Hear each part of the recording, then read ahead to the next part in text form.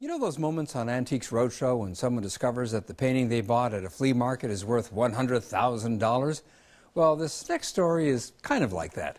Except the Chicago man who found this unexpected treasure also found himself with a huge responsibility, because he may have discovered one of the finest street photographers of the mid-20th century, a Chicago nanny by the name of Vivian Maier. We don't know much about Vivian Maier. We know that she worked as a nanny for families on the North Shore from the mid-1950s into the 90s. She was kind of a loner. She spoke with a French accent. She had strong opinions about movies and politics. And on her day off, she always carried a camera. First thing in the morning, comes a camera around her neck, her hat on, her shoes on, her coat on, and out she goes. Vivian Maier worked and lived in the Bylanders' home in Wilmette from 1989 to 1993. They say they were happy with her work, and she accumulated a lot of stuff. We were not allowed into her room, not that we would have, but it was stacked up to the ceiling with papers and boxes and boxes in our storage area downstairs in the basement. Now, many of those boxes are here in an attic on the north side of Chicago. This is 1963, just 1963 through 65 only. Just Okay. 2 years. Just 2 years. That's one box of negatives here. In 2007, John Maloof was a 26-year-old real estate agent. He was working on a book about his Northwest Side neighborhood, and one day at an auction there were items from a repossessed storage locker, including a box filled with negatives. I saw some of Marina Towers, and I thought it was Chicago. So I said, maybe we can use some of this for the book. John bought that box for $400. There were 30,000 negatives inside. When he started scanning them, he didn't find anything for his book. But what he found took his breath away.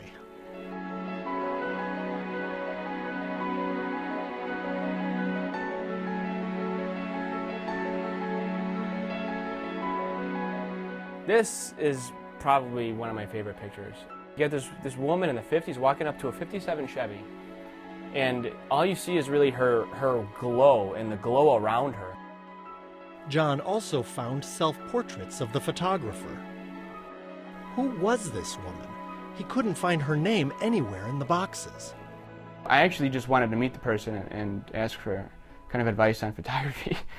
John contacted the other people who had picked up her boxes at the auction, and he bought those too. Now he has roughly 100,000 of her negatives, many of which have never been seen by anyone. Well, all the stuff hasn't been looked at. All of this stuff here? 1, 2, 3, 4, 5, 6, 7, 8 bins. And then you have a box of rolls undeveloped. Wait, this is a whole box of... John estimates that up to a third of the negatives he bought were still on the rolls that came out of the camera. Now, the main task for John and his friend Tony Ridson is to scan everything, to get a good look at her work and archive it. John says that when he finally found Vivian Maier's name in one of the boxes in 2009, a Google search turned up just one thing: an obituary from a few days earlier. That led him to a family she had worked for, and then another. And finally, a biography began to emerge. Vivian Maier was born in New York in 1926 and lived in both France and New York growing up. By her mid-20s, she was living permanently in the U.S. She lived with one family as a nanny in Highland Park for 16 years. The children she cared for have been quoted as saying she was like Mary Poppins to them, eccentric, delightful, taking them on great adventures. A later employer paints a more complex picture. When I told neighbors and friends of ours about the interest about Vivian Maier, she says, that awful lady, she had terrible manners. Very strong, very determined, don't intervene in my space kind of attitude. This is her own trunk here? Yeah, this is her trunk. Uh-huh. One of the families gave John many of Vivian's personal possessions. I don't know what to do with this stuff, to be honest with you. It's kind of weird that I have it, but I'm not going to throw it out. It's kind of part of our history, you know. In addition to clothing, there are about 30 binders of newspaper clippings, more binders of some color prints she had made, and many of her cameras. Now here's the Rolleiflex that she shot with for most of her life. She had a few of these. I only have one.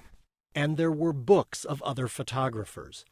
There's no evidence that Vivian Maier was schooled in photography, but it seems clear that she was aware of other artists. As John uncovered more and more of Vivian's photos, he knew he had stumbled onto something extraordinary. But he didn't know enough to know how significant she might be. I didn't have any level of expertise to know what I was looking at. The turning point came when he posted some of Vivian's photos on a street photography blog. He asked for opinions and advice, and by the next day he had 200 emails from around the world. I mean, I had book offers, I had exhibition offers, and a few different documentary film offers, everything. That was in 2009. The first exhibition was in Norway in 2010.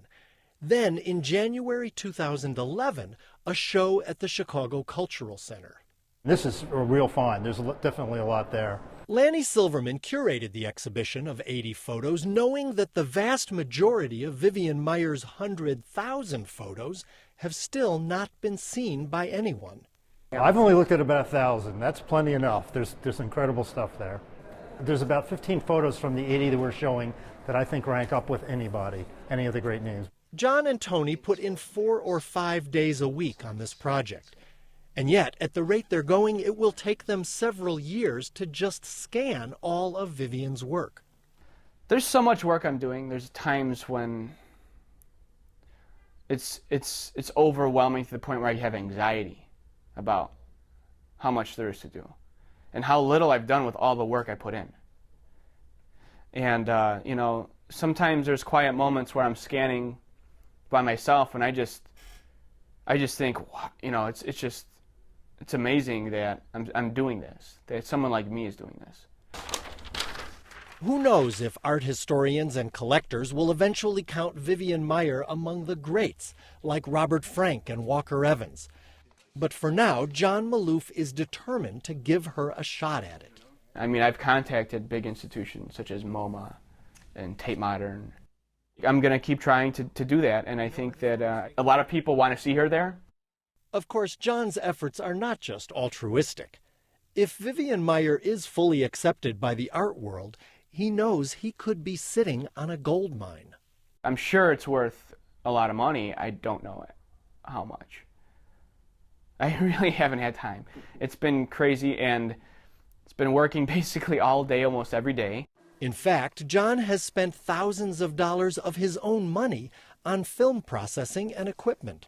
It's clear that Vivian was a really private person. How do you think she would feel about the fact that this is all becoming so public? I could say a couple of things to that. I'll never know, of course. I have an audio tape that she recorded, and she says a little tidbit about what she feels about, you know, what happens after you die and when somebody takes up after you. Well, I suppose nothing is meant to last forever. We have to make room for other people. It's a wheel. You get on, you have to go to the end, and then someone else has the same opportunity to go to the end, and so on, and somebody else takes their place.